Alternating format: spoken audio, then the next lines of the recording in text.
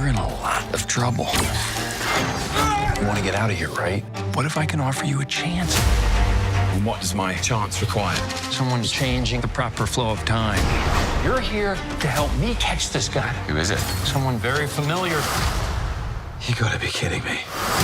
He could be hiding anywhere, anytime. How nice to meet you.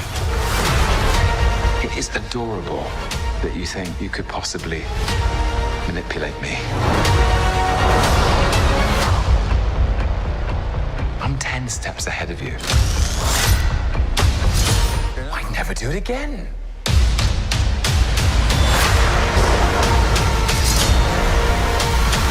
Now streaming only on Disney+. Welcome back, everyone. This is going to be my Loki Episode 3 trailer video. I know there's all kinds of questions about what's going on with this new variant version of Loki because there's a lot of conflicting information and references, especially in the end credits, which call her by a totally different name. So I'll explain what's going on with that. It's not quite as confusing as it seems. If you're brand new to the channel, I'm doing videos for all the episodes. Be sure to subscribe to get them. I'm also doing a giveaway for Disney Plus memberships. All you have to do to enter is be a subscriber and just leave all your predictions for Episode 3 on the video. Careful for spoilers for everything that's happened on the show so far if you haven't seen Episode 1 and Episode 2.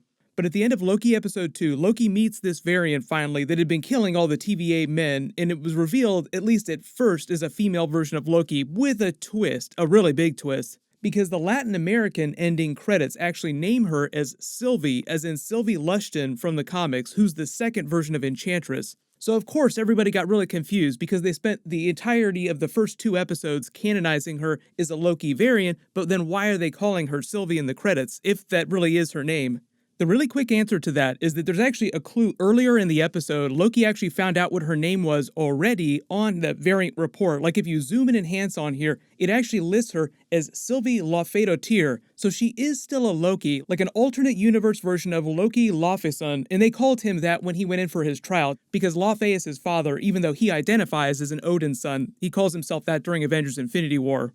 Usually when people call him Laufeyson, it's when they're trying to demean him or when they're trying to hurt him or punish him or refer to him in a bad way. But that's just the beginning of her character, but that means that she's still a Loki variant. She isn't the Enchantress, but I'll explain how they're sort of combining a bunch of different things to form her character. Tom Hiddleston was talking about her character after the episode came out, so I'll explain what he said in relation to his version of Loki and what they're doing with her on the show. But she rigged all the time reset devices that she'd stolen from the traps that she'd been setting, sending them to various places in time and space inside the MCU timeline to just create as many branching timelines as possible, effectively blowing apart what you think of as the sacred timeline, creating as much chaos in the sacred timeline as possible, forcing the TVA to then send out every single hunter that it has, leaving the Timekeeper Citadel almost completely undefended. A lot of those different places that the time bombs went to are big Easter eggs. I listed them all during my full Episode 2 video, so I'll add a link for that at the end of this and down in the description below, because some of them are really cool. Like she sent one of the time bombs to Ego the Living Planet, to Vormir, to the Kree homeworld. Several of them went to Earth during various points in history. And then this new character, who's kind of a combination of a couple different Marvel characters, unfurls her hood and tells Loki that the plan that she's enacting isn't about him at all, then waves with this mischievous smile and takes off escaping through another portal. Tom Hiddleston said that in this moment, the reason why his Loki pauses, obviously he's furious here because he's kind of been one-upped a little bit, and then follows her through the portal is mostly because his curiosity gets the better of him. Like in this moment, he said that his Loki wasn't charging after her to stop her or fight her. He's just really, really curious about this new variant and what she's up to. Like, you are interesting. I would like to know more about this. So it's more that idea of Loki doing something bad, something good, kind of in-between state that Loki is always in. And more to that, based on all the evidence so far and the foreshadowing that they've been beating us in the face with the first 2 episodes, this new character, the variant, isn't really evil or good either, and she's not the main villain of the story the way that Mobius and the rest of the TVA were hyping her up to be during Episode 1 and Episode 2. So right after this, you also see a bunch of the new Episode 3 footage. It's basically Loki right on her trail. You see him in front of a couple different portals during different apocalypse events. Because as they had figured out, the variant Lady Loki Enchantress character here had been traveling through apocalypses to hide her temporal signature, which they've been using like time travel fingerprints to locate specific individuals anywhere in the timeline, anywhere in the multiverse. Also talk about that idea too. How do they explain the multiverse if there's a single sacred timeline? That was one of the things that was confusing people the first couple of episodes. Because even before she created all these branching timelines, there was a multiverse in the MCU. They explained during the first Doctor Strange movie a long time ago. The thing is, though, is that different Marvel directors and different writers have different ways of describing the Marvel multiverse. So in the Doctor Strange movie, the Ancient One talked about the multiverse in the context of alternate dimensions, as he's on that sort of grand tour of the multiverse. He's traveling through different dimensions, instead of what you would normally think of the multiverse with just slightly different looking versions of Earth, for instance, like infinitely different versions of worlds that all bear some resemblance to each other. Then during Avengers Endgame, they also talked about branching timelines as if they had become fully alternate realities, like more new universes of the multiverse. Now in the Loki series, though, they're kind of trying to clarify how all that works. So when they say sacred timeline, that means that there's this predetermined course for the current version of the multiverse. So think about the sacred timeline as this giant roaring river that the multiverse is inside of. The river is so big and strong that within each different universe you can have events play out in slightly different ways, with those little ripples in each different universe not being strong enough to change the course of the larger river. This actually might be a physical representation of the sacred timeline inside something like the fourth dimension. Like in the fourth dimension, you would perceive the sacred timeline as a three-dimensional construct like the Bifrost. So at least at the beginning of episode 3, it seems like Loki is still chasing after this new variant and trying to learn more about what game she's up to. Mobius at the end of episode 1 said they were chasing after Loki. We're going after another you, that's why I'm picking you. Then before they went to the rocks cart, they said it again. So here's why I think she's still a Loki, even though her technical name is Sylvie Laufedottir, but when she kind of laughs when Loki tries to call her by the Loki name. So for instance, when Loki calls her Loki in the episode, she scoffs and says, "Don't call me that." Then when Wunmi Masaku's Hunter B-15 asks Loki if he thinks the man buying flowers in the hurricane is a variant, Loki says possibly, but normally he'd be wearing a suit, impeccably dressed. Then Loki talks about how the magic she's been using this whole time, even though it's color-coded green just like Loki's magic, is enchantment. Mobius canonizes that all the Loki variants don't have to look the same or even have the same powers. That's why they show you a couple Lokis that don't look anything like Tom Hiddleston at all, like Viking Loki, Satyr-looking Loki, the Hulk-looking version of Loki, just to set up the twist that this new variant could be another Loki that looks nothing like our Loki and has totally different powers.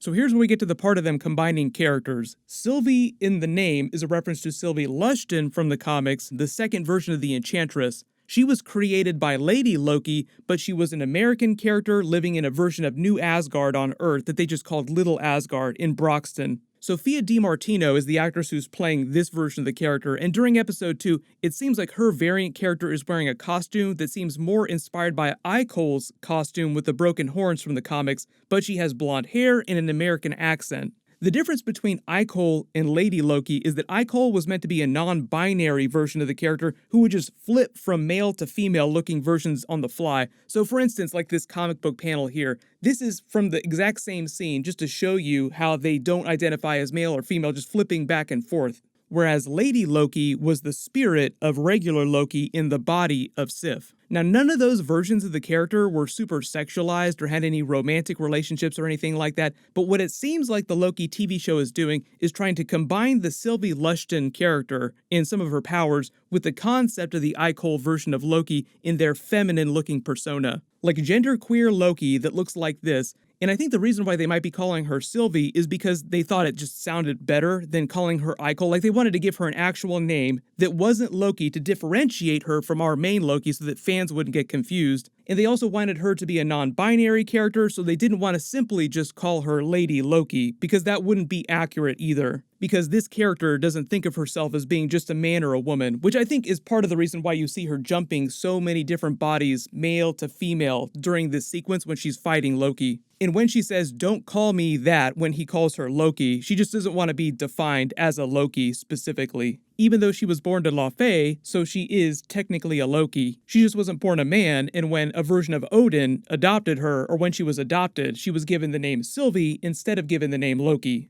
Like, I still think that she's a Loki variant, and the writers are just combining aspects of the Icole and Enchantress characters to make her feel as different from our main Loki as possible. Like Owen Wilson said, none of the variant Lokis have to be very similar, like some of them are vastly different. And what Tom Hiddleston had to say about the character, like the whole point of this new character reveal was to be like this crazy funhouse mirror situation where Loki sees himself and is completely confounded. Like, wait, what? What's going on with all of this as he chases after her? With the idea that this new variant knows more about the secret of the Timekeepers than she's letting on, like Hunter C20 kept repeating that line, it's real, it's real. I think they will answer what she was referencing during episode 3. Tom Hiddleston also said he's most hyped up for fans to see episodes 4 and 5 because in those episodes, the series is supposed to take some dramatic left turns, and I think that's when they're really getting into the idea of what's actually going on with the Timekeepers, the sacred timeline, like it's all a big lie, a farce, just as Loki predicted. Space lizards, this is ridiculous.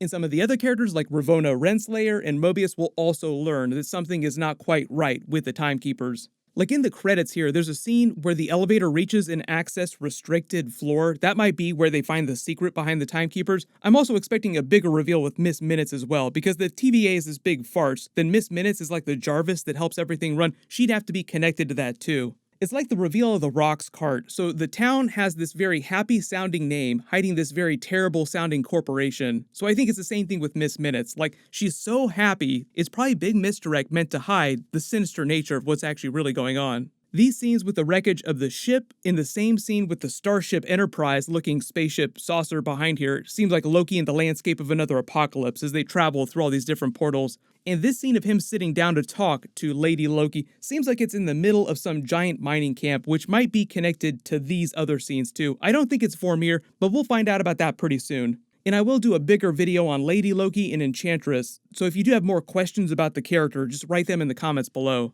Like I said, I think that she's still a Loki variant, but I think they're combining a bunch of different Marvel characters, including Enchantress stuff, for her character. Congratulations, Joshua Meyer, you're the giveaway winner from my last big Loki video. Please email me on the About page of my channel so I can get your contact details. Everyone click here for my full Loki episode 2 video, and click here for my full Loki episode 1 video. Thank you so much for watching, everyone stay safe, and I'll see you guys tonight.